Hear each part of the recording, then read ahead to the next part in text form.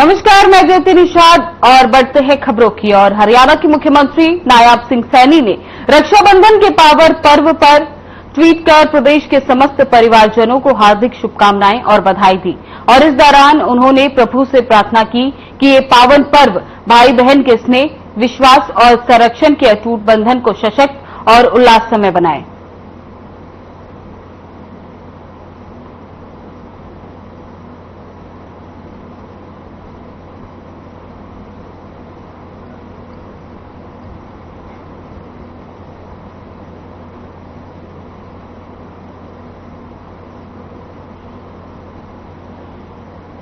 Haryana police complaint authority में नियुक्तियां हुई हैं। Retired IPS RC Mishra authority के चेयरमैन नियुक्त किए गए।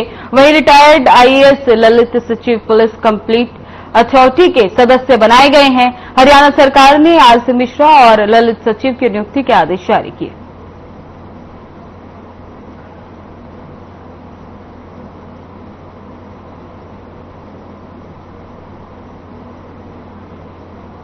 कुरुक्षेत्र में 13 अगस्त को प्रजापति समाज पात्रता प्रमाण पत्र कार्यक्रम का आयोजन किया जाएगा। कार्यक्रम में मुख्यमंत्री नायाब सिंह सैनी शिरकत करेंगे। इस दौरान सीएम सैनी कैथल, करनाल, कुरुक्षेत्र और यमुनानगर के प्रजापति समाज के व्यक्तियों को पात्रता प्रमाण पत्र वितरित करेंगे। साथ ही इस कार्यक्रम का आयोजन जिला स्तर पर भी किया जाएगा। इस अवसर पर सरकार के मंत्री और आला अधिकारी भी उपस्थित होंगे। साथ ही मुख्य सचिव कार्यालय ने सभी मंडल अध्यक्षों और जिला उपायुक्त को पत्र लिख व्यवस्था बनाने के निर्देश जारी किए हैं।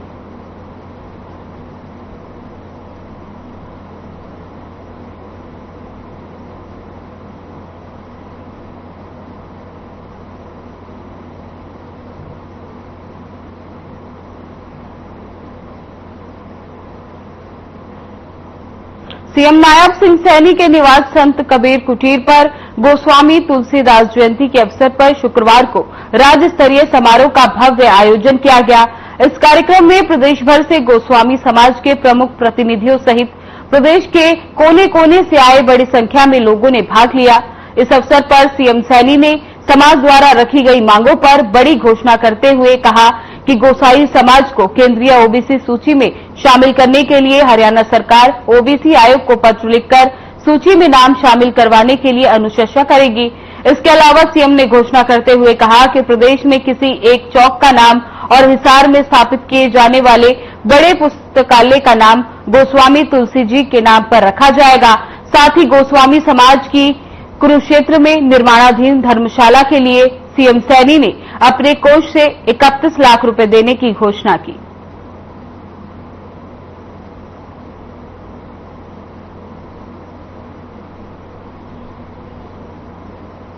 मुझे ये खुशी है गोस्वामी तुलसीदास जी के उनका नाम लेते ही जब हम स्मरण करते हैं गोस्वामी तुलसीदास जी के नाम से याद मात्र करने से ही भक्ति, ज्ञान और मर्यादा का भाव जागृत हो जाता है।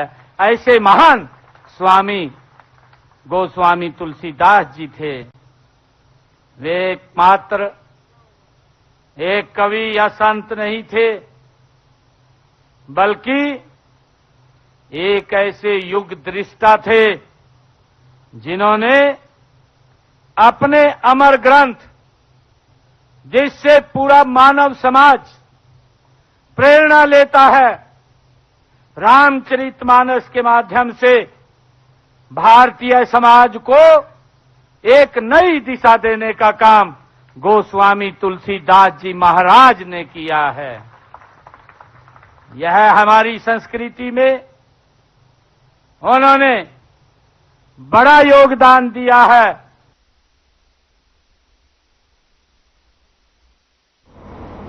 सीएम नायाब सिंह सैनी ने शुक्रवार को वीडियो कॉन्फ्रेंसिंग के माध्यम से जिला उपायुक्त के साथ आयोजित बैठक की अध्यक्षता की, जिसमें समाधान शिविरों के अंतर्गत जन शिकायतों के निवारण की प्रगति की समीक्षा की गई।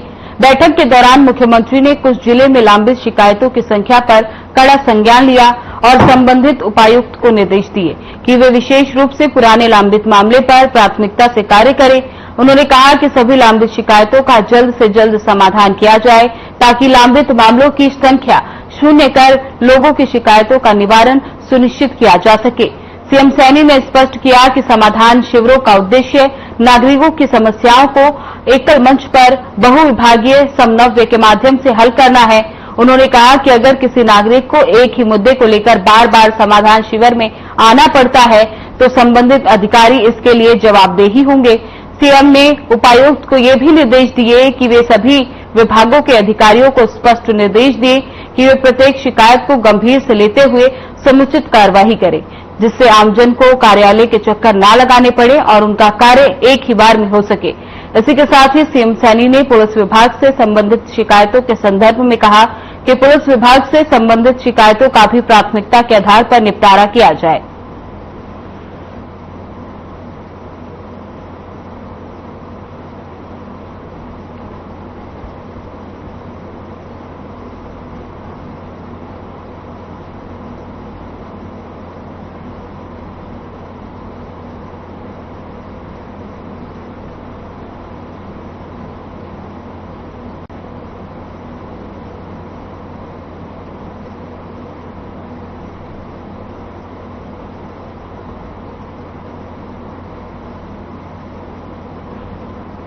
जाखल ब्लॉक के सरपंचों ने बीडीपीओ कार्यालय में एक अहम बैठक कर जाखल गांव के सरपंच अर्जुन सिंह के घर पर लगातार हो रहे हमलों को लेकर गहरी नाराजगी जाहिर की।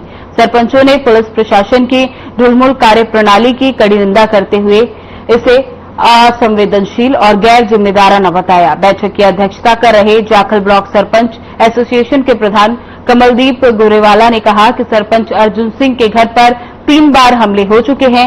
इसके बावजूद पुलिस प्रशासन ने अब तक कोई ठोस कदम नहीं उठाया। उन्होंने कहा कि सरपंचों की सुरक्षा को लेकर गंभीरता दिखाई जानी चाहिए, वरना आने वाले दिनों में बड़ा आंदोलन होगा, जिसकी जिम्मेदारी शासन और प्रशासन की होगी।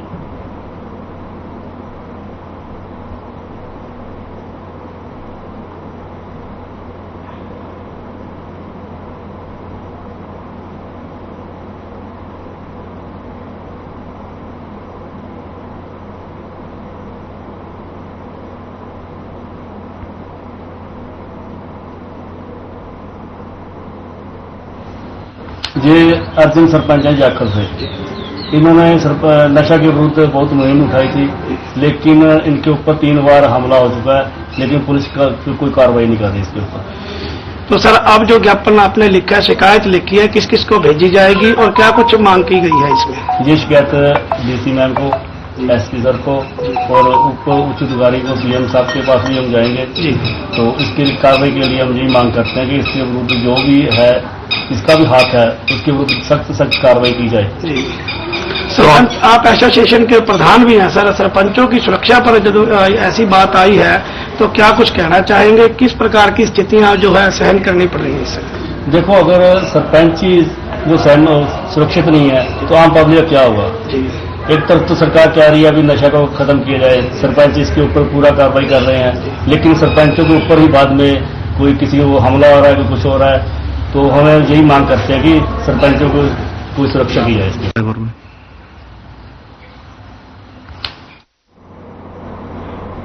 सिंचाई व महिला और बाल कल्याण मंत्री श्रुति चौधरी ने तो शाम क्षेत्र के गांव दांगकला, दांगखुर्द, सागवान और बीरन में पहुंचकर जलभराव की समस्या का जायजा लिया और ग्रामीणों की समस्या सुनी।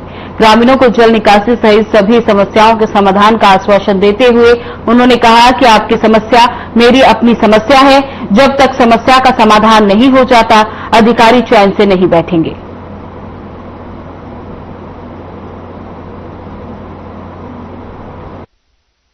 एक हफ्ते के अंदर सारा की सारा ये जो जितनी भी मशीन्स लगाकर वो हटाया जाए, ये पानी को ड्रेन आउट करा जाए। उसके अलावा जो पीने के पानी की जो दिक्कत आ रही है यहाँ पे, क्योंकि काफी जगह क्योंकि ये दौरान ये समस्या भी आ गई पानी पीने की, तो ये टैंकर्स यहाँ पे कल लगातार 5 टैंकर्स गांव में आएंगे जहाँ जहाँ जो दिक्कत है। और उसके अलावा जैसे आपको पता है कि विकास कार्यों में लगे रहते हैं, जितने भी जो दिक्कतें हैं वो उनके ऊपर जल्द से जल्द कार्रवाई हो, प्रोजेक्ट्स बने, टेम्पररी जहाँ पे समाधान है वो हो।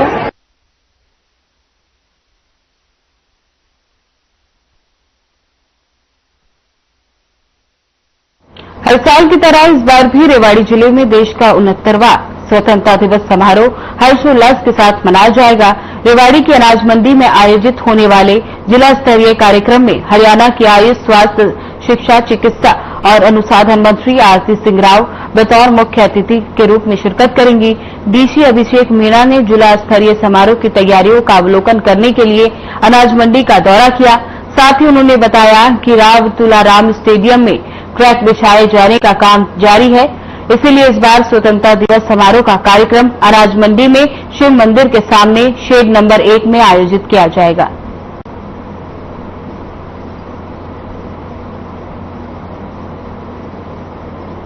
बेसिकली आज तो सिर्फ एक वेन्यू जो हमने, क्योंकि हमारा स्टेडियम में जैसा कि आपको पता है कि ट्रैक का काम चल रहा है, तो वहां फंक्शन नहीं कर सकते, तो हमने एक डिसीजन लिया कि मंडी में क्लियर कर सकते हैं, तो उसी को देखने के लिए आज आए हैं।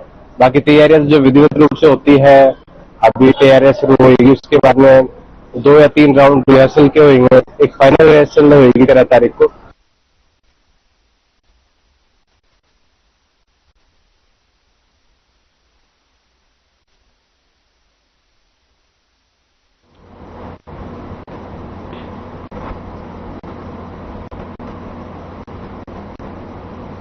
खबर पुंडरी के गांव कौल से है, जहां विधायक सतपाल जांबा ने 1600 फीट की लंबी गली का उद्घाटन किया। इसके साथ ही पुंडरी विधानसभा के अनेक गांवों में विभिन्न विकास कार्यों का उद्घाटन किया। दरअसल पत्रकारों से बात करते हुए सतपाल जांबा ने बताया कि गांव कौल में पांबला रोड के सामने बनी 1600 फुट गली पर 31 लाख रुपए खर्च किए गए हैं। इसी के अलावा पुंडरी विधायक सतपाल जांबा ने बताया कि आज गांव हाबड़ी में लगभग 71 लाख रुपए के और गांव पाई में 80 लाख रुपए और गांव फरल में भी 15 लाख रुपए की लागत से पाल समाज की चौपाल के विकास कार्य जारी हैं।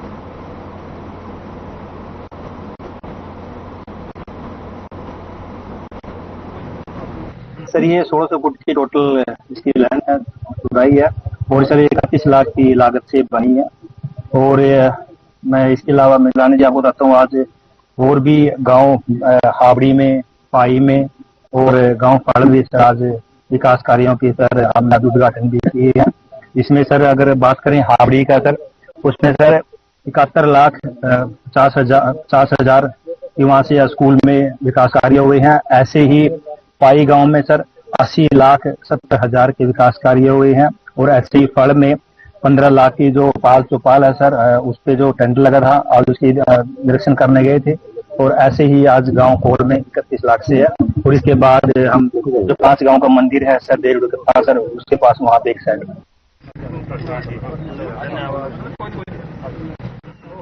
रेवाड़ी में चरित्र पर शक की वजह से पति ने पत्नी को मौत के घाट उतार दिया और मौके से फरार हो गया। रेवाड़ी पुलिस ने तेजी दिखाते हुए आरोपी को गिरफ्तार करने के बाद कोर्ट में पेश कर 1 दिन के रिमांड पर लिया है। पुलिस उपाध्यक्ष डॉक्टर रविंदर कुमार ने बताया कि 6 अगस्त को कंट्रोल रूम पर एक सूचना मिली कि दाहूहेड़ा में एक निजी स्कूल के यार्ड में किसी महिला का खून से लथपथ शव पड़ा हुआ है, जिसके बाद पुलिस एफएसएल की टीम मौके पर पहुंची। पुलिस ने कार्रवाई करते हुए आरोपी पति को हिरासत में लेने में सफलता हासिल की।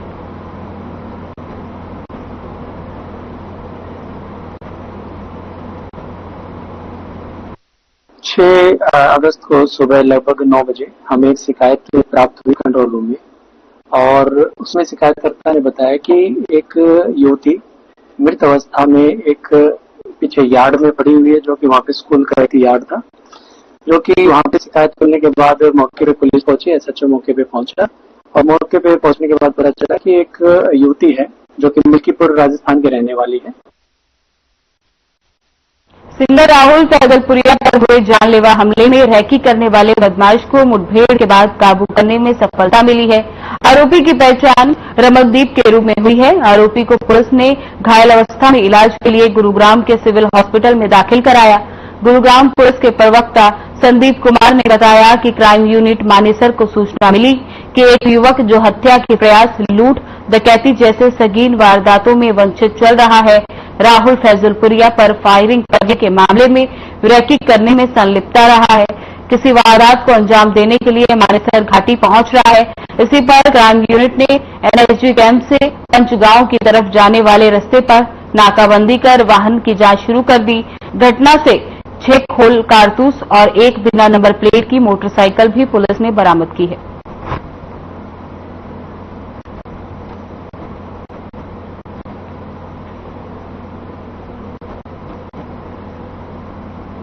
इसमें कल बीती रात को क्राइम ब्रांच मानेसर की टीम रात को पेट्रोलिंग पे थी, तो उनको सीक्रेट इन्फॉर्मर के द्वारा एक इन्फॉर्मेशन दी गई कि एक रमनदीप उर्फ पेट्रोल नाम का व्यक्ति, जो कि बेसिकली सिरसा के गांव का रहने वाला है और करीब करीब 1 दर्जन से अधिक अभियोग जो कि हत्या का प्रयास, लूट और बलात्कार से संबंधित कुछ केसेज उसके पर रजिस्टर्ड है।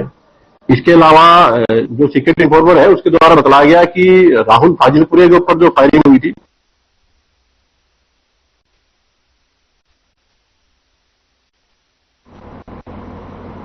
गुरुग्राम पुलिस ने युवक की हत्या के आरोप में 2 युवकों को गिरफ्तार किया। पुलिस के अनुसार 4 अगस्त को पुलिस चौकी हेलीमंडी थाना पटौदी में सूचना मिली कि गांव जटौली के सरकारी स्कूल के वॉशरूम में एक युवक का शव पड़ा हुआ है। सूचना पाकर पुलिस मौके पर पहुंची। शव की पहचान कर्ण उर्फ टिंडा के तौर पर हुई है। पुलिस ने पाया कि शव पर काफी चोट के निशान थे, जिस पर पुलिस ने अपनी जांच शुरू कर दी। पुलिस ने मामले में 2 आरोपियों को गिरफ्तार किया, जिनकी पहचान जटौली वार्ड नंबर 14 के आकाश उर्फ गुल्लू और जटौली वार्ड नंबर 13 के शिव कुमार के रूप में हुई है। पूछताछ में पता चला कि आकाश ने कैंची और शिव कुमार ने पत्थर से चोट मारकर कर्ण की हत्या कर दी और उसके शव को स्कूल में छुपा दिया।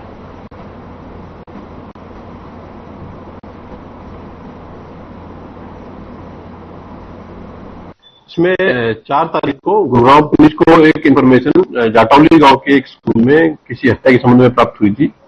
पुलिस स्टेशन से टीम और क्राइम ब्रांच से तथा जो साइंटिफिक इन्वेस्टिगेशन की एफएसएल की टीम है उनके द्वारा स्पॉट पर जाकर विजिट किया गया और स्कूल के एक टीचर के द्वारा एक रिटन कंप्लेंट पुलिस को फाइल की गई।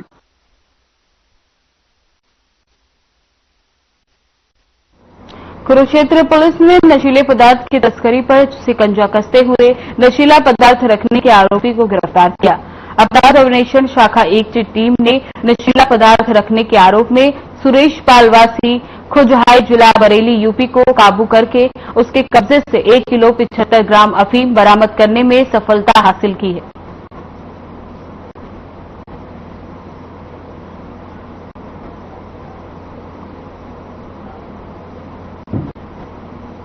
बता दें, कुरुक्षेत्र में पुलिस ने एक बड़ी सफलता हासिल की, जिसमें कि पुलिस ने नशे के खिलाफ बड़ी कार्रवाई करते हुए आरोपी को गिरफ्तार किया है, जिसने नशीला पदार्थ रखा हुआ था। पुलिस ने उस आरोपी के कब्जे से 1 किलो 75 ग्राम अफीम बरामद किया है। इसके तहत पुलिस ने नशे के खिलाफ एक बड़ी कार्रवाई करते हुए आरोपी को गिरफ्तार किया है।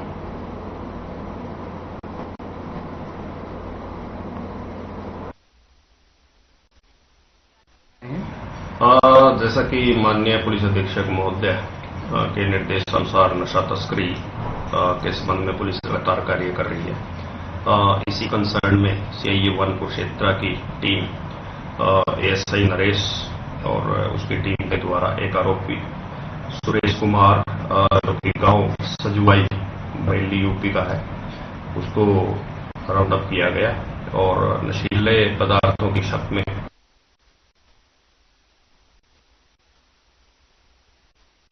नानौल की CIA पुलिस ने टीम निजामपुर क्षेत्र से 2 आरोपियों को गिरफ्तार किया। बता दें कि पुलिस ने आरोपियों के पास से अवैध हथियार और जिंदा कारतूस बरामद किए। जानकारी के मुताबिक आरोपी के खिलाफ महेंद्रगढ़ और राजस्थान में पहले से भी कई मामले दर्ज हैं, जिस पर मुख्यालय नानौल उप पुलिस अधीक्षक भारत भूषण ने लघु सचिवालय में प्रेस कॉन्फ्रेंस कर बताया कि महेंद्रगढ़ पुलिस अवैध हथियार रखने वाले के खिलाफ सख्त कार्रवाई कर रही है, जिसके तहत CIA टीम ने कार्रवाई करते हुए गुप्त सूचना के आधार पर दोनों आरोपियों को गिरफ्तार कर कोर्ट में पेश कर पुलिस रिमांड पर लिया है और पुलिस आरोपियों से अवैध हथियारों के बारे में पूछताछ कर रही है।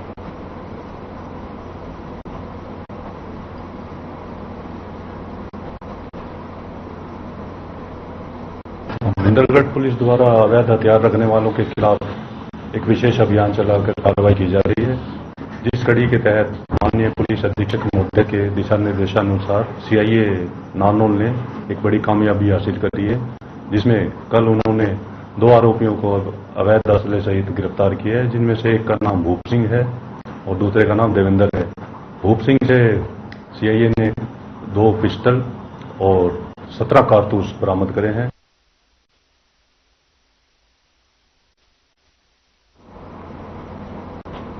नारनौद नगर पालिका के सफाई कर्मचारियों ने कार्यालय प्रांगण में एक गेट मीटिंग का आयोजन किया। इस दौरान कर्मचारियों ने प्रदर्शन करते हुए नगर पालिका ऑफिस के सामने ही ऑनलाइन हाजिरी के आदेशों की प्रांतियों को जलाने का काम भी किया। कर्मचारियों ने कहा कि ऑनलाइन हाजिरी का वे पुरजोर से विरोध करते हैं। कर्मचारियों का कहना है कि ऑनलाइन हाजिरी लगाने से उनकी सैलरी भी रुकी हुई है, जिसकी वजह से उन्हें काफी परेशानियों का सामना करना पड़ रहा है। कर्मचारी अगर 5 मिनट भी लेट हो जाएं तो उनकी पूरे दिन की गैर हाजिरी लग जाती है। इतना ही नहीं, ठेका जिस कंपनी को दिया गया है वो एक प्राइवेट कंपनी है। इससे कर्मचारियों के निजी डेटा भी चोरी होने का खतरा बना हुआ है। जो नगर पालिका संघ हरियाणा के आह्वान पे जो एफ हाजिरी लग रही है, इसके विरोध पूरे हरियाणा के अंदर आज धरने प्रदर्शन और इसकी पर्चियां जलाई जाएगी। जो ये हाजिरी लगा रहे हैं, जो ये बिल्कुल सरासर गलत है। जो हमारे संविधान में शुरू से हाजिरी लगती आ रही है रजिस्टर के अंदर।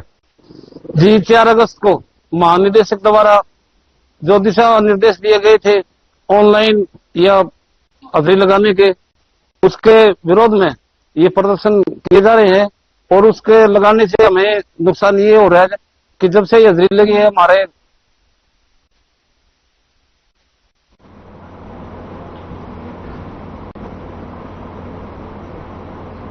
बुलेटिन में मेरे साथ बस इतना ही, पर अब वक्त हो चला है डॉक्टर राकेश गुप्ता के साथ हमारे खास कार्यक्रम प्लस माइनस का। नमस्कार दोस्तों, आज बात करेंगे